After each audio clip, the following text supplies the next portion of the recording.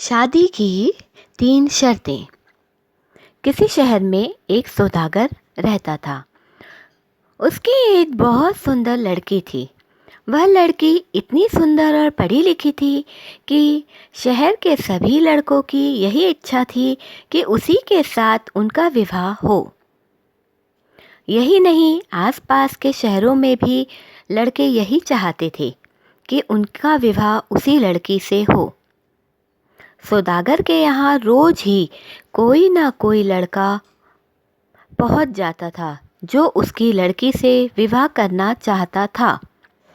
इस बात से सौदागर और लड़की दोनों ही परेशान थे, क्योंकि वे चाहते थे कि लड़की का विवाह किसी होनहार, योग्य और कुशल लड़के से ही हो।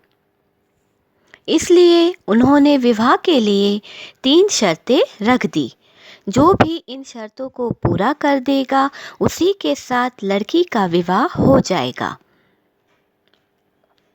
विवाह की इन 3 शर्तों में पहली शर्त थी कि उस लड़के को मधुमक्खी से भरे हुए कमरे में एक रात सोना होगा।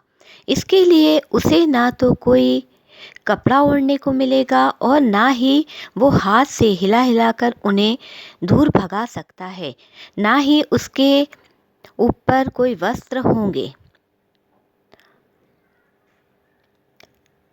लड़की के साथ विवाह की दूसरी शर्त यह थी कि लड़के को हरी मिर्चें खानी होगी, लेकिन ऐसा करते हुए ना तो वह सी सी की आवाज़ कर सकेगा और ना ही उसकी आंखों में से आंसू आना चाहिए। अब बची तीसरी शर्त। विवाह की तीसरी शर्त यह थी कि उसे एक इतनी लंबी कहानी सुनानी होगी जो सुबह से लेकर शाम तक चलती रहे चलती रहे चलती रहे। जो लड़का विवाह की इन तीनों शर्तों को पूरा कर देगा उसी के साथ लड़की का विवाह हो जाएगा। बहुत से लड़कों ने इन शर्तों को पूरा करने की कोशिश की। कोई पहली शर्त पूरी करता तो कोई दूसरी शर्त पूरी करता। कभी भी कोई भी व्यक्ति 3 शर्तों को पूरा नहीं कर पाया। इस कारण लड़की का विवाह किसी से भी नहीं हो पाया। ऐसा समय चलता रहा, धीरे धीरे समय बीतता रहा। अंत में पास के ही नगर से एक लड़का सौदागर के पास आया और बोला, सेठ जी, मैं आपकी तीनों शर्तें पूरी कर दूंगा, बताइए मुझे अब क्या करना होगा। सौदागर ने कहा, ठीक है, बहुत अच्छी बात है। और फिर उसने सभी शर्तें विस्तार से समझा दी।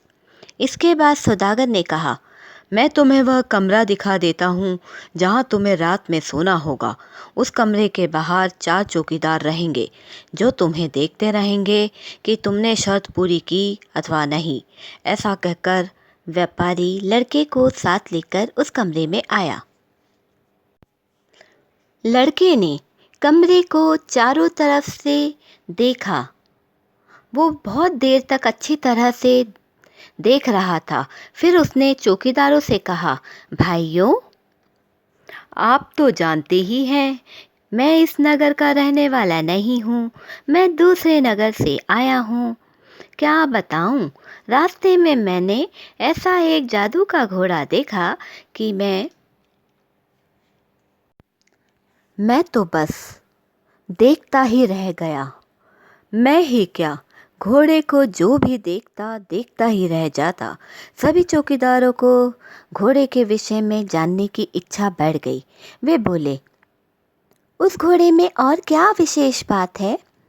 लड़के ने उत्तर देते हुए कहा, उस घोड़े के सफ़ेद सफ़ेद बड़े बड़े पंख हैं। उसके शरीर पर तरह तरह के धब्बे हैं, कहीं लाल, पीला, हरा, नीला, कहीं सफ़ेद और कहीं कहीं काले धब्बे हैं जो उसे और अद्भुत बनाते हैं। घोड़े का हिनहिनाना भी दूसरे घोड़ों जैसा नहीं है। वह जब हिनहिनाता है तो अलग ही एहसास होता है। वह तो ऐसे दहाड़ता है जैसे मानो शेर दहाड़ता है। सभी चौकीदार आश्चर्यचकित होकर लड़के की बातें बड़े ध्यान से सुन रहे थे। लड़के ने फिर कहना शुरू कर दिया, लोग कह रहे थे कि यह घोड़ा कल ही कहीं दूसरी जगह चला जाएगा। कोई कोई तो ऐसा भी कह रहा था कि वह घोड़ा एक स्थान से दूसरे स्थान पर उड़ भी जाता है। इस प्रकार जादू के घोड़े के बारे में बताते बताते पूरी रात ही बीत गई। चौकीदारों को पता ही नहीं चला कि लड़के ने उन्हें मूर्ख बना दिया। सौदागर को यह सूचना दी गई कि लड़के ने विवाह की पहली शर्त पूरी कर ली है। लड़के को अब दूसरी शर्त पूरी करनी थी बिना मुंह बिगाड़े, बिना सी किए हरी मिर्चों को खाना होगा। लड़के ने मिर्च खाने से पहले अपने आसपास अनाज के कुछ दाने इधर उधर बिखेर दिए। पास में ही बहुत सी मुर्गे और मुर्गियां थी।